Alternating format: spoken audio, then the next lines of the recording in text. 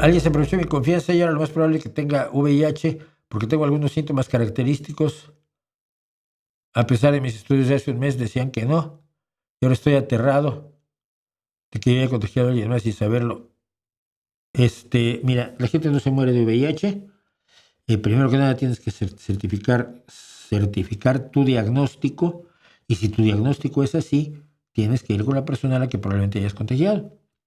Metiste la pata desde el principio. Uno no tiene relaciones sexuales sin protección, por más que te digan que, esto es segurísimo. Si se da en el mundo del porno, por favor, donde todo el mundo se hace una prueba antes de cada filmación, pero no, tienes que seguir viviendo, se sigue viviendo, porque miles y millones de personas siguen viviendo con un tratamiento antirretroviral adecuado y siguen siendo felices y siguen teniendo relaciones sexuales, etcétera. Simplemente su vida se ve limitada como se ve limitada cualquier persona con cualquier enfermedad, con cualquier problema. Pero tienes que revisar tu diagnóstico y ser honesto con la gente a la que puedas haber infectado. Es menos infeccioso de lo que la gente cree. Esto es muy importante. Y si dices que tienes síntomas, yo te recuerdo que la gente tiene muchas veces síntomas de aquello que teme tener. Es un fenómeno que se da, por ejemplo, mucho entre los alumnos de medicina. Cada vez que estudian una enfermedad, empiezan a desarrollar los síntomas todos. Y cuando uno tiene miedo de tener una enfermedad, empieza a desarrollar los síntomas aquí en su cabeza, así que tómatelo con calma hasta que no tengas un diagnóstico confirmado. La última vez que escuchaba del SIDA era una sentencia de muerte. El SIDA sí. Si ya tienes SIDA, es muy probablemente que mueras de SIDA. Pero si se te detecta la infección de VIH a tiempo, la infección de VIH se puede controlar durante toda la vida. Mira, y el otro día lo veía yo en televisión, saben que soy fan del baloncesto. Volvemos al baloncesto por la vía del VIH, imagínense. Uno de los primeros personajes conocidísimos, mucho antes de Freddie Mercury, que contrajo el SIDA, que contrajo el virus de la inmunodeficiencia humana, fue Magic Johnson. Magic Johnson y Larry Bird revivieron el baloncesto. Estaba muerto, no lo iba a ver más que su tía. El enfrentamiento, la rivalidad entre los Lakers y los Celtics y entre Larry Bird y Magic Johnson, que además se potenciaba con un manejo racial que nunca se debió hacer, pero que era propio de la época, desafortunadamente, llevó a que la NBA reviviera. Y curiosamente se odiaban Larry Bird y Magic Johnson hasta el día en que tuvieron que filmar un comercial juntos para, no me acuerdo qué, una bebida o los hamburguesas, alguna estupidez así. Y Larry Bird dijo, yo no voy a ningún lado, si quieren filmarlo, lo filmamos en mi casa, donde tengo mi cancha de baloncesto que yo construí con mis propias manos. y si no, pues yo no me interesa el comercial, el anuncio. Y entonces convencieron a Magic Johnson de ir a casa de Larry Bird, se odiaban. Y bueno, filmaron la primera parte del comercial, actuando lo mejor que podían los dos.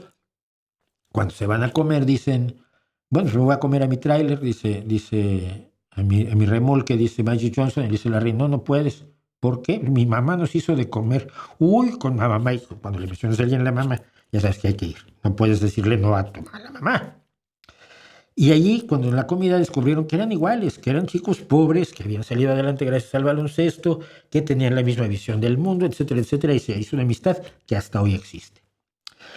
Y cuento todo esto porque cuando Magic Johnson tiene que informar públicamente que se ha contagiado de un virus de la inmunodeficiencia humana, que en aquel entonces se pensaba o se creía o se decía que era una enfermedad solo de homosexuales y por lo tanto quedaba en duda que Magic Johnson fuera homosexual, cuando en realidad lo que había hecho es tener relaciones sexuales con docenas de mujeres, cosa que su esposa le perdonó, porque su esposa hasta hoy, por cierto. El primero que lo llamó, le dijo, ¿qué tienes? ¿Cómo estás? Y le dio un abrazo, fue Larry Bird. Pero la gente no quería ni tocar a Magic Johnson. Magic Johnson fue el primer beneficiario conocido de los medicamentos antirretrovirales que permiten que el contagio o la infección del virus de la inmunodeficiencia humana sea una infección crónica, no aguda. La etapa aguda es el SIDA. Y ahí anda Magic Johnson. Lo acabo de ver precisamente en una entrevista hace un par de días que estaba hablando del baloncesto hoy y de LeBron James y demás. Y sigue allí, tendrá más mayores, son mayores que yo, son 6 o 7 años mayores que yo, Larry y Magic. Entonces, sí, la infección del VIH es grave, pero no te cuesta la vida, sino que te permite, vives tomando antirretrovirales y tienes algunos efectos secundarios lógicos de una infección grave, pero puedes vivir una vida razonablemente tranquila, digna, feliz y larga, como el caso de Magic Johnson.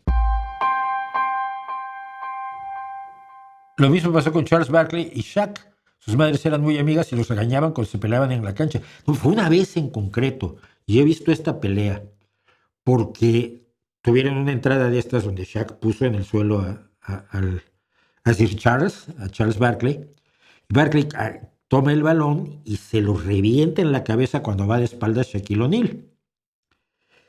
Y, o sea, Charles Barkley es un sujeto enorme, pero Shaquille O'Neal es Shaquille O'Neal. Anécdota. Se sale Shaquille O'Neal con el hoodie, la capucha cerrada hasta acá, de negro todo en la noche, y dice, a ver cuánto tiempo pasan sin reconocerme. Trae a alguien que está tomándolo con la cámara.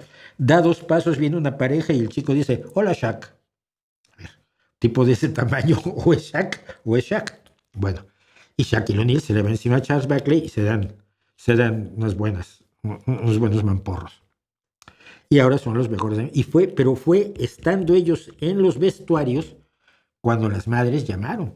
Dijeron, pero tú no puedes hacer eso en una cancha de baloncesto, ¿cómo te atreves a pelearte? Y los quiero que se hagan amigos.